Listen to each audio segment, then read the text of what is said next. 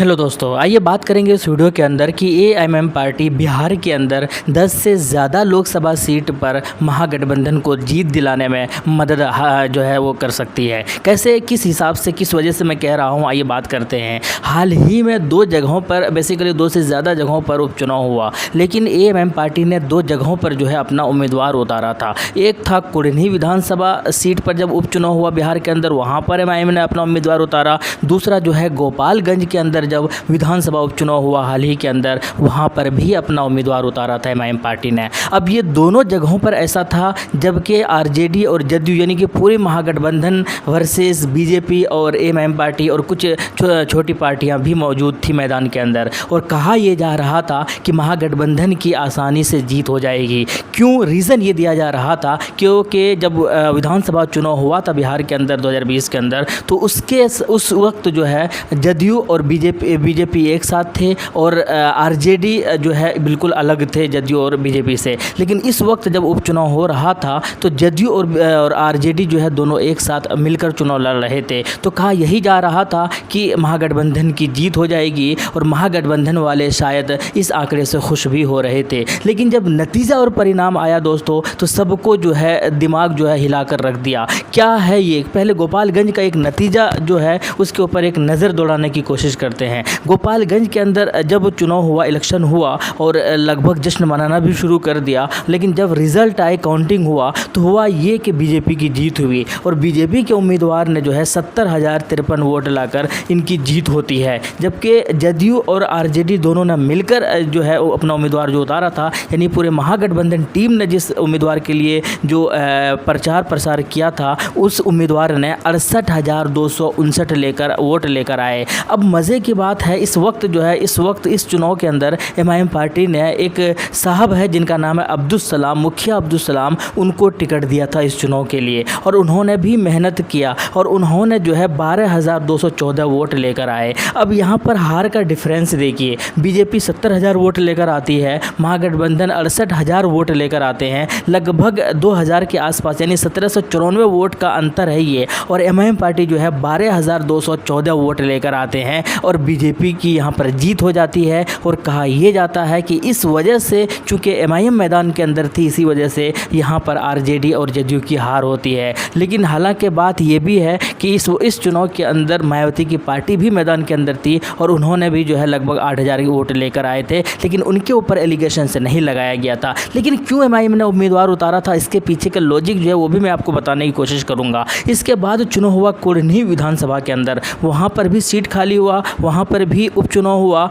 और कुढ़नी विधानसभा का रिजल्ट देखिए किस तरीके से कि बीजेपी की 76,648 वोट लेकर आते हैं और जीत होती है। जदयू जो है 73,016 वोट लेकर आते हैं, और अगर हार जीत का अंतर देखा जाए तो 3632 यानी लगभग 3,000 वोटों से जो है जीत जाती है बीजेपी और जदयू को हरा देते हैं। लेकिन एएमएम मैदान के अंदर यहाँ पर भी थे, यहाँ पर भी एमआईएम ने अपना उम्मीदवार उतारा था और 3200 लगभग वोट लेकर आए थे। और कहा यह भी गया था कि कुढ़नी भी जो है जिस तरीके से गोपालगंज के अंदर एमआईएम की वजह से बीजेपी की जीत हुई है और वहाँ पर आरजेडी के उम्मीदवार को हार का सामना करना पड़ा था, इसी तरीके से महागठबंधन के उम्मीदवार, जदयू के जो उम्मीदवार थे कुढ़नी के अंदर, उनको भी वहाँ पर हार का सामना करना पड़ा। लेकिन मज़े की बात यह है दोस्तों कि एमआईएम ने अपना उम्मीदवार उतारा क्यों था? हालांकि कहा यह जा रहा था कि हम सीमांचल तक ही अब महदूद रखेंगे, हम सीमांचल तक ही फोकस करेंगे, लेकिन फिर ये सीमांचल के बाहर एमआईएम ने लड़ने का फैसला क्यों किया? आपको याद होगा कि जब 2 विधानसभा चुनाव हुआ था बिहार के अंदर, तो एमआईएम पार्टी ने 20 सीट पर चुनाव लड़ने का फैसला किया था,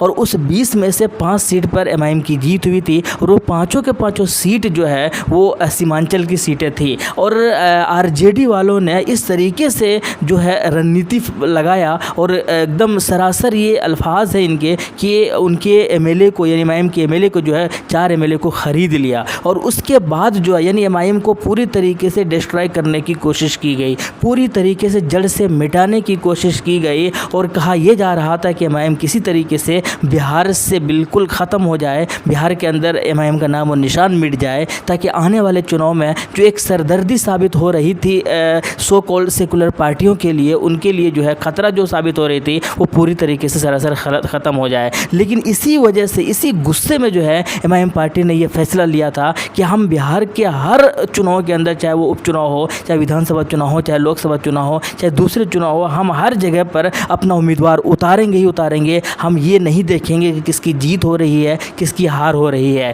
क्योंकि एमआईएम ने ये मसलिहतन हिकमत अमली इख्तियार करते हुए 2020 के अंदर जब विधानसभा चुनाव हुआ था, ताकि बीजेपी की सरकार ना बन जाए, एनडीए की सरकार ना बन जाए, बिहार के अंदर सत्ता में वापस ना आ जाए, इसीलिए उन्होंने सिर्फ और सिर्फ 20 सीट पर अपना उम्मीदवार उतारा था। और भले ही महागठबंधन वालों ने एमआईएम को शामिल नहीं किया तो उस वक्त भी, जबकि एमआईएम बार बार ये कह रहे थे कि हमें भी शामिल कर लो, हमें भी 10 से 15 सीट दे दो, हम भी चुनाव साथ मिलकर लड़ेंगे ताकि बीजेपी का फ़ायदा ना हो। लेकिन महागठबंधन ने उस वक्त भी एमआईएम को नकारा था, और जब उपचुनाव हुआ था इस वक्त भी एमआईएम को नकारा था। और एमआईएम ने गुस्से की वजह से, क्योंकि एमआईएम को तोड़ने की कोशिश की गई महागठबंधन के द्वारा, आरजेडी के द्वारा एमआईएम को ख़त्म करने की साजिश की गई, इसी वजह से इन्होंने उम्मीदवार को उतारा। और नतीजा क्या हुआ कि दोनों ही जगहों पर जो है बीजेपी की जीत हुई। अब मज़े की बात यह है दोस्तों कि लोकसभा चुनाव के अंदर जो विपक्षी दल तैयार कर रहे हैं, जिसको रिप्रेजेंट कर रहे हैं नीतीश कुमार, जदयू के जो मुखिया है वो, और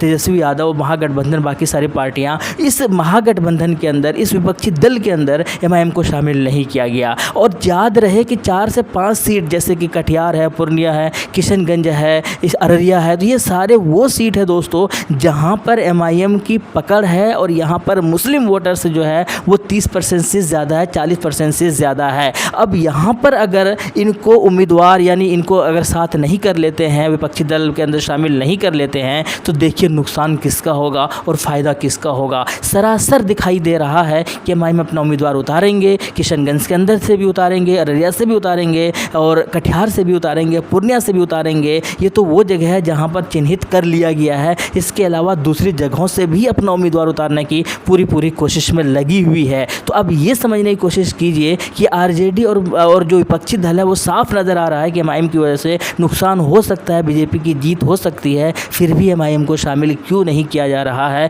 ये एक सोचने वाली बात है दोस्तों। साफ साफ ये कह दूँ, या बहुत सारे लोगों का ये अल्फाज है कि एमआईएम को ख़त्म करने के लिए, या एमआईएम को पलने और फूलने के लिए जो है उनको शामिल नहीं किया जाता है, ताकि वो पूरी तरीके से अलग ही रहे, ताकि जो है एक मुसलमानों का वोट लेकर जो एक पॉलिटिक्स करते हुए आ रही है सो कॉल्ड सेकुलर पार्टियां, वो जो है उनका कंटिन्यूटी बनी रहे। इसी वजह से एमआईएम को शामिल नहीं किया जा रहा है और ना ही करना चाहती है, जबकि नतीजा और रिज़ल्ट जो है साफ नज़र आ रहा है। आम आदमी भी इस नतीजे को देख सकते हैं। ये नतीजा ठीक उसी तरीके से दोहराया जा सकता है जैसे गोपालगंज के अंदर उपचुनाव के अंदर जो नतीजा आया था और वहाँ पर बीजेपी की जीत हुई थी, जैसे कुढ़नी के अंदर जो नतीजा आया था, ऐसे ही नतीजा जो है एमआईएम की वजह से लोकसभा के अंदर भी देखा जा सकता है। ऐसे बहुत सारे लोग कह रहे हैं, नज़र भी आ रहे हैं, लेकिन फिर भी एमआईएम को शामिल नहीं किया जा रहा है। जबकि अगर एमआईएम को शामिल कर लेते हैं तो कम से कम 8 से 10 सीट ऐसे हैं लोकसभा सीट पर जहां पर सीधे तौर पर विपक्षी दल को फ़ायदा पहुंचाया जा सकता है।